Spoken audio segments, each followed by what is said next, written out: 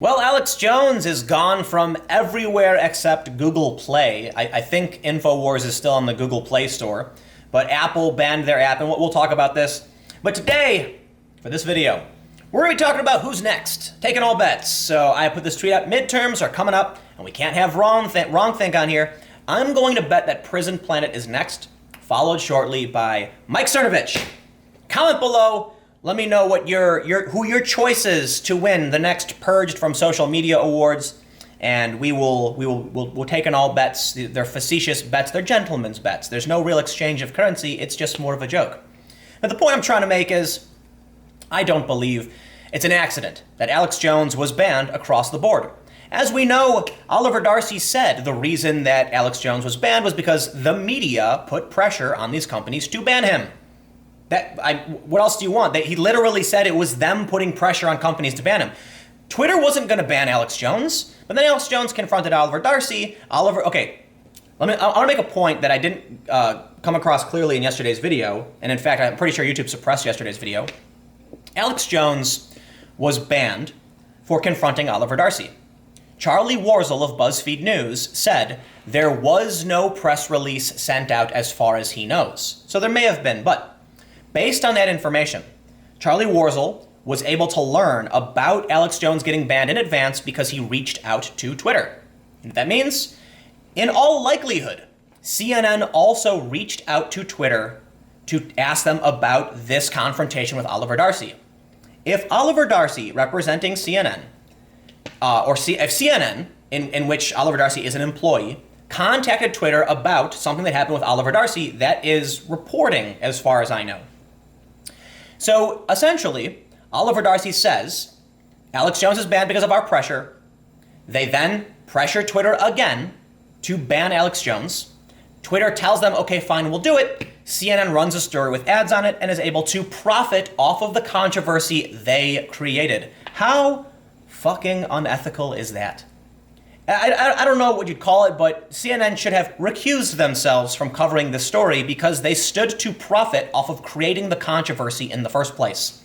It's one thing if CNN was pressuring media companies and was given foreknowledge. It's another thing when CNN is the reason Alex Jones got banned in the first place. Someone had to complain about it being abusive behavior. I wonder who it was.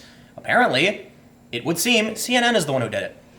So, look, the point I made in yesterday's video was that there's so many accounts you could ban on Twitter that are breaking the rules. Why don't they get banned? I mentioned Hamas. That's a really obvious one. Oh no, but the Proud Boys are extremists. So let's move on from just Twitter and let's talk about the unpersoning of Alex Jones.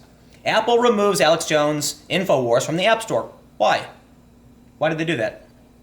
Alex Jones' Infowars app was removed from the App Store on Friday, one day after Jones and Infowars were permanently banned from Twitter. Apple told BuzzFeed News, they said basically that content can't include, or apps can't include offensive, insensitive, upsetting, intended to disgust, or in exceptionally poor taste. And I just have to ask, what does any of that fucking mean? What is poor taste? Poor taste, that's an opinion. Like, I think people who don't like putting pineapple on pizza have poor taste. I think pineapple goes great on pizza. So is it poor taste if someone makes a video complaining about pineapple pizza? In my opinion, yes, because you were wrong.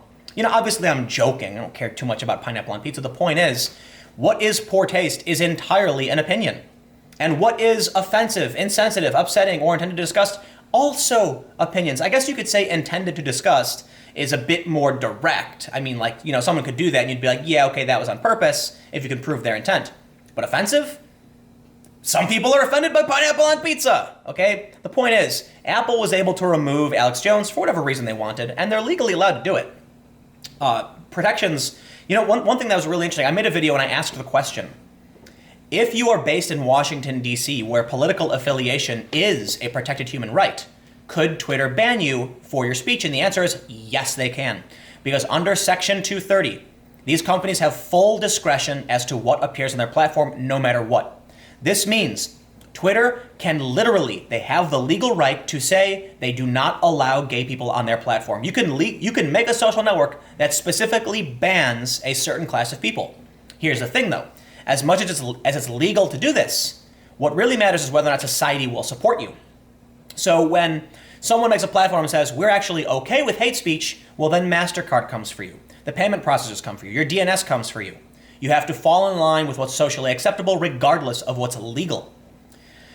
So it says the guidelines ban defamatory, discriminatory, or mean-spirited content, including references or commentary about religion, race, sexual orientation, gender, national ethnic origin, or other targeted groups, particularly if the app is likely to humiliate, intimidate, or place a targeted individual or group in harm's way. And that is all opinion. If you were critical of a group, we'll look at this one. There was a study recently from, it was published, a press release came out from Brown University about rapid onset gender dysphoria. This was a scientific descriptive study. It wasn't complete research, but it was a start. And they removed their press release because of it. Activists said that study could harm trans people as they fought for civil rights. Could Apple then say, oh, okay, scientific research that offends certain groups of people can't be on the platform? What if you have an app that simply shows various publications, various scientific research studies, and one day, one of the studies happens to be offensive? Will your app get taken down? Well, it damn well could. The point is, these companies can do whatever they want. They can host whoever they want, there's certain restrictions, but we're supposed to know what the rules are so that we can try to follow the rules and make sure we're doing everything right. But it seems like the rules are purposefully ambiguous so that they can say, you know what, we're going to ban Alex Jones. I have to wonder why Alex Jones was banned. Well, yes, he does produce rather, I wouldn't call his content extremist, but for the mainstream, he is certainly on the edge of the Overton window or at the far reaches of it. He's not like a far-right extremist, or he's not like a terrorist or anything like that. But Alex Jones produces some of the more hyper-partisan content we see online. If you're going to ban him for that reason, well, I've got a handful of other websites that gotta go, and I've got a handful of other Twitter personalities who need to be banned but aren't going to be, and if I mention their names, Twitter might ban me too. Yes, that's right. If I say this person should be banned, I might get banned. Not even kidding. But we'll carry on real quick. According to the Washington Post, Infowars Official, an app that lets viewers stream Jonia's shows and read the news of the day, was ranked 3rd in Apple's App Store news category on Thursday. The fact is, this takedown was political. Absolutely political. Because if it wasn't, why don't they get rid of the Taliban? Or other actual extremist organizations that post fake news and lies, defame people. I mean, you've got Hamas literally defaming the entire country of Israel. And you've got Louis Farrakhan, who, outside behavior, says horrifying things about Jewish people. But Alex Jones confronting a reporter for CNN is grounds for permanent termination. Well, I'm willing to bet that because of Paul Joseph Watson's affiliation with Infowars, he's next. He was already suspended for 12 hours. I don't know. How long do you think it's going to take? 30 days? I mean, it's September already. We got November coming up. And I'd imagine they got to get rid of these people, There was actually something, where do I, here we go. This was during the, this needs to be seen, okay? You need to see this. Jeff Duncan had one of his staffers start a Twitter account, and they were only recommended liberals. So check this out. And Ms. Dorsey, thank you for being here. We've heard a lot today about content filters, shadow banning, and a little bit about bias, and I'd like to focus on bias for just a second. A member of my staff recently created a test Twitter account working on a communications project unrelated to this topic, and even before we knew that this hearing was going to take place. They were interested to note who was listed on the suggestions for you to follow list. This is the pro-life conservative congressional staffer on a work computer whose search history definitely doesn't lean left. All they entered was an email address and a 202 area code phone number. Yet here's who Twitter suggested that they follow, and you'll see it on the screen. Nancy Pelosi, Kamala Harris, John Dingell, Chuck Schumer, John Kerry, Ben Rhodes, David Axelrod, Kirsten Gillibrand, Jim Acosta, Alexandria Ocasio-Cortez, Paul Krugman, Madeleine Albright, Claire McCaskill, Chuck Todd, and John Lovett. All left-wing political types. That's all she got as suggested for you to follow. Forget the fact that there are any Republicans or conservatives on that list. No singers, no actors, no athletes, no celebrities. She's a 20-something female staffer. Didn't even get Taylor Swift, Chris Pratt, Cristiano Ronaldo, or Kim Kardashian. So he goes on. But the really interesting point he brought up that most people aren't talking about is that in DC, his staffer, a conservative, created an account and was only suggested the left. You know what that means? It means that the news they're going to get is going to be skewed to the left. And Jack Dorsey's response was, oh, but she put in a 202 area code, so she's being shown DC accounts. And Rep. Jeff Duncan immediately goes on to say, oh, okay, so it's DC accounts? What about these sports teams? There are a lot of high-profile people in DC. There are a lot of Republicans in DC who have high-profile accounts. None of them are being recommended. The excuse doesn't fly.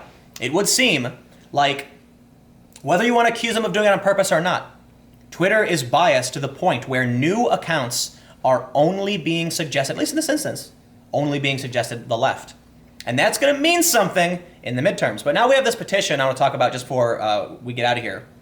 Protect free speech in the digital public space. This is a petition that was created on August 28th. It basically says something I've said a lot, that social media is where our political debates happen. It's where campaigns are won or lost. And by allowing a small group of individuals who are politically left to control that space is going to mean that conservatives and Republicans have no right to the public debate. It has 120,000 signatures signed already, and it's reached its goal of 100,000. Now, Donald Trump hasn't responded to any of these petitions, so I'm not sure he will. And that's the last thing I wanted to point out, is that people are advocating for this. And I've said before, if Republicans don't get ahead of this bias, you're going to lose. End of story. It's going to happen. So, yeah, anyway, I believe I will have one more video coming up in just a few minutes, so stick around.